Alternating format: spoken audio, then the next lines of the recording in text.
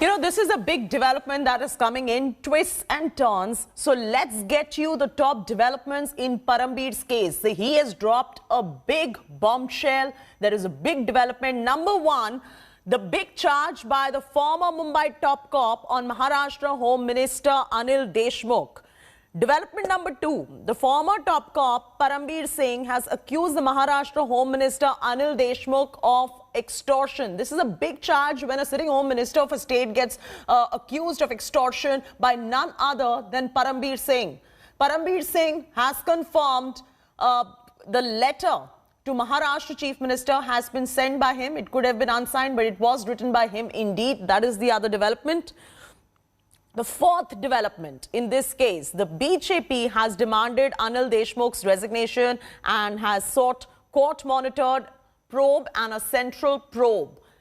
Number five, the development is that Anil Deshmukh is going to resign in a day or two. That is what Shiv Sena sources have indicated. So this is a huge development because, of course, it's coming in as an embarrassment to the Mahaagadi Sarkar. So no more speculations over the letter written by Parambir Singh to Uddhav Thackeray. Parambir Singh has confirmed that the letter accusing Maharashtra Home Minister of running an extortion racket is indeed written by him. This clarification is coming after it was pointed out that the letter was unsigned and that it was used using a Gmail ID instead of an official email address. Sources say that the Chief Minister's office contacted Parambir Singh to confirm if the letter was indeed written by him. The former Mumbai top cop has said that a signed letter is soon going to be sent to the Chief Minister.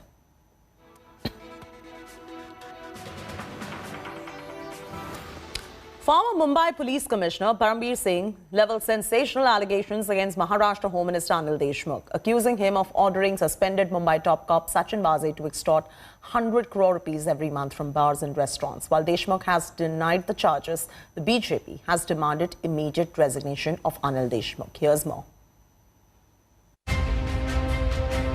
Shunted out in the aftermath of the Antilia bomb scare probe, Parambir Singh has made an explosive claim. Singh, who was transferred to Home Guards just days ago, has now accused the Maharashtra Home Minister of extortion.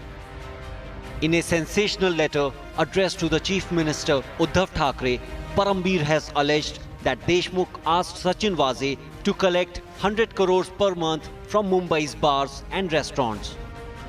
Remember, Vaze himself has been suspended and is accused of orchestrating the entire bomb scare outside Ambani residence.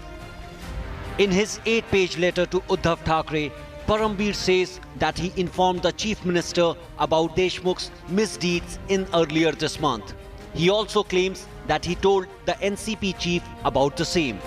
Parambir also alleges that some ministers in the Mahaagadi government were also aware of Deshmukh's malpractices and that they alleged the order for 100 crore per month collection was given to Sachin Vaze at the Home Minister's official residence in mid-February.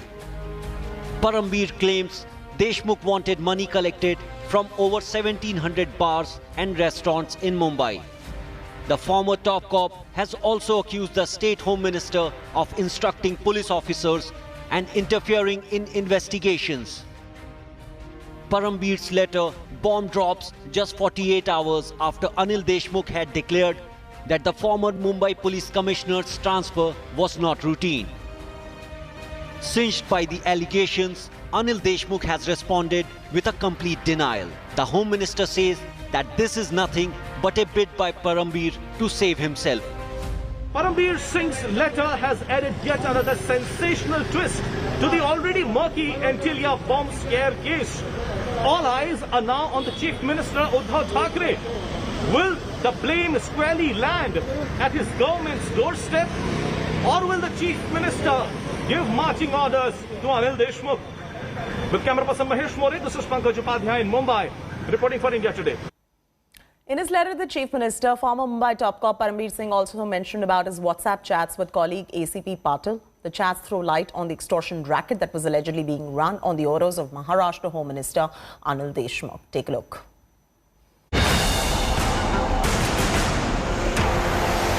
A stunning twist in the Ambani bomb scare case. Former Mumbai top cop Parambir Singh levelling sensational charge of extortion against Maharashtra Home Minister Anil Deshmukh. In a letter to the Maharashtra Chief Minister, Parambir Singh details Maharashtra Mantri Anil Deshmukh's alleged misdeeds. The former Mumbai top cop, in his letter to Chief Minister Uddhav Thackeray, sent his WhatsApp chats with his colleague ACP Patil, where they talk about Deshmukh running an extortion racket. Patil, how many bars and other establishments did HM Sir and Palande mention to you when you had met them in February? And what was total expected collection they mentioned? Urgent, please. 1,750 bars and other establishments in Mumbai. Per establishment, rupees 3 lakhs. Total collection, rupees 50 crore per month approx, as per their information. Mr. Palande mentioned before DCP Bhujbal enforcement on 4th March. And when did you meet HM Sir before that? Before 4 days for hookah briefing. And what is date of Vaze's meeting HM Sir? Sir, I don't remember the exact date. You said it was a few days before your meeting. Yes, sir, but it is in end of February. Patil, I want some more information. Did Vaze meet you after he met HM Sir? Yes, sir. Vaze met me after his meeting with HM Sir. Did he tell you anything why HM Sir had called him? The purpose of meeting was, he told me that 1,750 establishment in Mumbai, he should collect rupees 3 lakh per establishment for him, also which will be around rupees 40 to 50 crore. This was same as what HM Sir told you. On 4th March, his PS Palande told me the same. Oh yes, you met Palande on the 4th. Yes, sir, I was called. As the Uddhav government firefights after the sensational charge by former Mumbai top cop, the big question is, will Anil Deshmukh resign? Bureau Report, India Today. Ahead of the release of its manifesto, Prime Minister Modi and Home Minister Shah are going to be in poll-bound Bengal addressing a slew of campaign rallies. Shah is going to kick off the proceedings for the BJP with a public meeting in Agra's Palikai School at about 12 p.m. India Today has learned that TMC MP and father of Shivendu is also likely to join Shah's rally. Soon after that, Prime Minister Modi is going to be addressing a public rally at Bankura at 1 p.m. He yesterday held a rally in Kharagpur. This is going to be Modi's third campaign in 4 days. At 1:30 p.m., Shah is going to take part in a key organizational meeting with district and mandal officers to take stock of party's poll preparedness.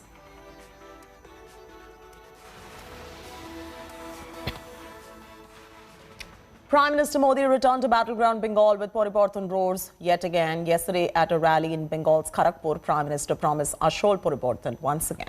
Mamata, on the other hand, continued campaigning in a wheelchair and called BJP more poisonous than snakes. Take a look.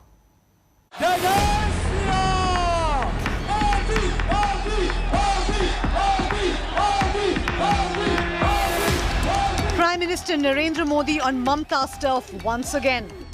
His second poll blitz in battleground Bengal in 3 days. Addressing an election rally in Kharagpur, the Prime Minister repeated his Ashol Paribartan pitch. Kharagpur के इस क्षेत्र में mini Bharat की झलक मिलती है। भारत की विविधता, अलग-अलग भाषाओं, बोलियों की ताकत यहां देखने को मिलती है। खड़गपुर का इतना लंबा रेलवे प्लेटफॉर्म, भारत की पहली IIT इस भूमि का गौरव बढ़ाते हैं। Taking Mamata head on, the Prime Minister accused the TMC of running a syndicate Raj in Bengal. वसूली गिरोहों, सिंडिकेट के कारण अनेक पुराने उद्योग बंद हो गए। यहां सिर्फ एक ही उद्योग चलने दिया गया है। कौन सा उद्योग? माफिया उद्योग। कौन सा उद्योग? बीजेपी जिंदाबाद। The Prime Minister then trained his guns on Mamata's nephew Abhishek Banerjee, saying nothing moves in the state without his nod. एक तरफ देश निरंतर सिंगल विंडो सिस्टम की तरफ बढ़ रहा है ताकि कारोबारी को उद्यमी को यहां वहां भटकना न पड़े। यहां एक अलग प्रकार का सिंगल विंडो है। बंगाल वालों को पता है, देशवासियों को अभी पता नहीं है इसका। ये सिंगल विंडो क्या है? बंगाल में सिंगल विंडो है पाइपो विंडो। इस विंडो से गुजरे बिना कुछ नहीं हो सकता। Mocking Mamta's Khala Hobi slogan, Prime Minister Modi said it was game over for the TMC this time around. अब दीदी को बंगाल के युवाओं के भविष्य के साथ नहीं खेलने दिया जाएगा। वो कहती रहे खेला होवे,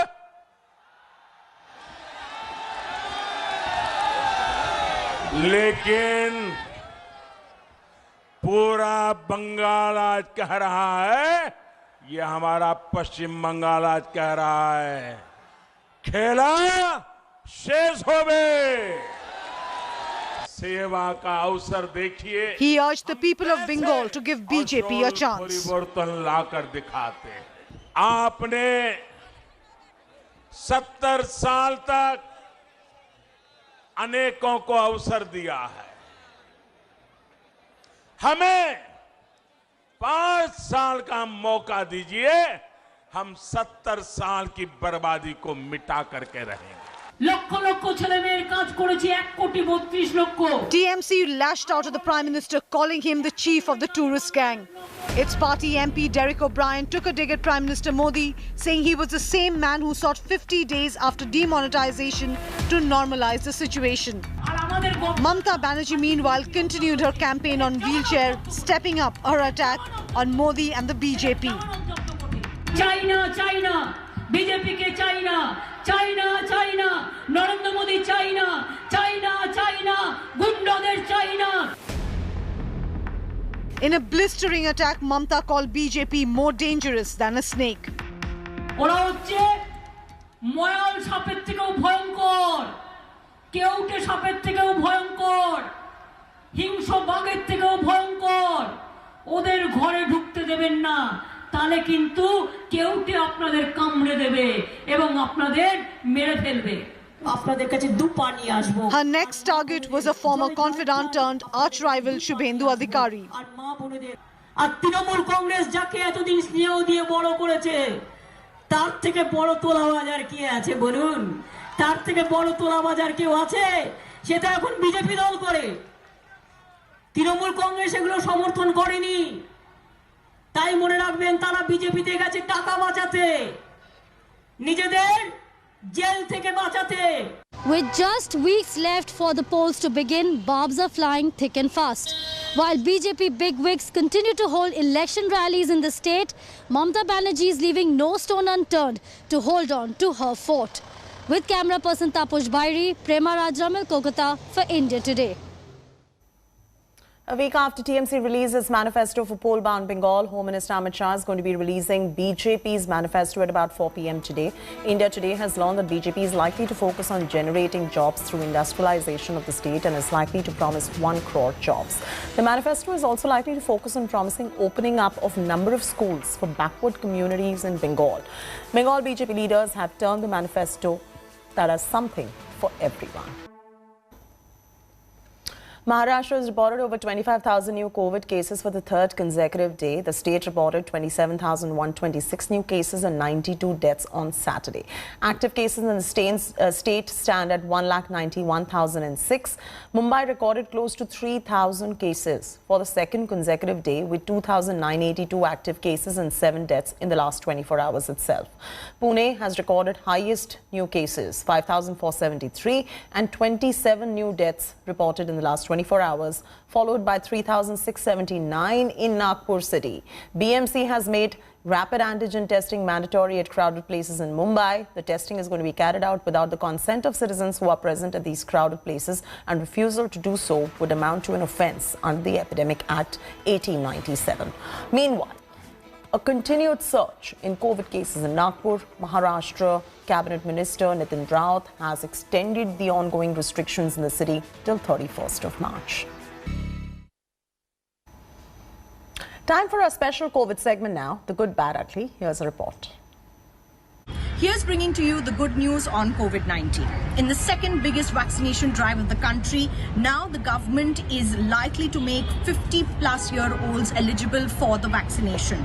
At the moment, we are only vaccinating those that are above the age of 60 and those with comorbidities above the age of 45. But government functionaries say that within the next 3 months, it may be possible that all those above the age of 50 will be eligible to get the very essential COVID-19 jab. This is the bad news on COVID-19, where the state of Tamil Nadu has now decided to shut down schools for classes 9th, 10th and 11th from March 22nd onwards. Once again, students will remain outside of school due to the surge in cases in the state. However, for the students of class 12th, the state board has decided that students can come in if they need to practice for practicals, but this will definitely have an impact on their studies. Remember, classes 10th and 12th are slated to go for board examinations very soon. This is the ugly side to the COVID-19 pandemic. The civic authorities in Mumbai have now decided to do rapid antigen tests on citizens who will be found in all crowded places. This will include any kind of crowded place like malls, restaurants, government offices, marketplaces, BST bus stands as well as bus stations along with railway stations. Anyone not found complying or refusing to take a test will be called an offender under the Epidemic Act.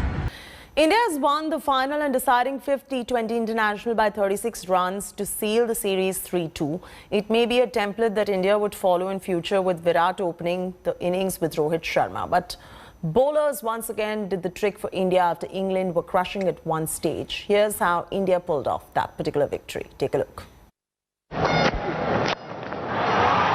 Big match and the big boys were at the forefront with Rohit Sharma in top gear right from the start. Well, he's got through with the shot and hit it well enough. With Virat Kohli and Rohit at the top, India raced to 60 in 6 overs, and a 6 of Sam Curran got Rohit to his half-century of just 30 deliveries. And Rohit Sharma reaches a well-deserved half-century. A fifth T20 international century for Rohit seemed to be a realistic possibility, but Ben Stokes got England their first breakthrough. Oh, he plays on. Was a magnificent innings from Rohit Sharma, but it's over. Suryakumar Yadav resumed from where he left in the last game and began his innings with a second ball 6 this time. If there is one signature shot. England couldn't stop the run flow, with Virat and Suryakumar toying with the bowling. Oh, there he goes again, that's even better. It took a spectacular effort from Chris Jordan at the boundary to put an end to Suryakumar's blistering innings of 32 of 17 balls. Has pulled off an absolutely incredible bit of fielding here. He sprinted round, plucked it out of the air with one hand, thrown it straight to his teammate.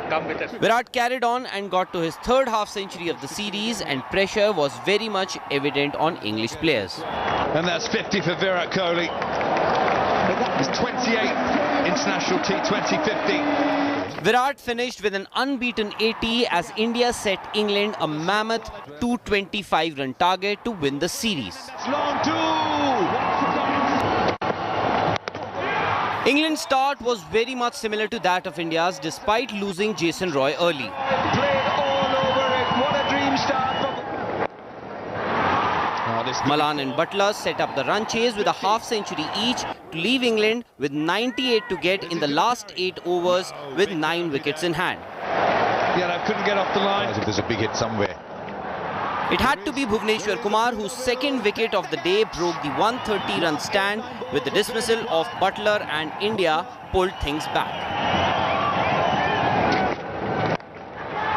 Shardul once again produced a double wicket over to see the back of Johnny Bairstow and David Malan to put India firmly in control. Once again, Shardul Thakur. India once again pulled off an incredible come-from-behind victory, this time by 36 runs to win the series 3-2 against the #1 ranked England team.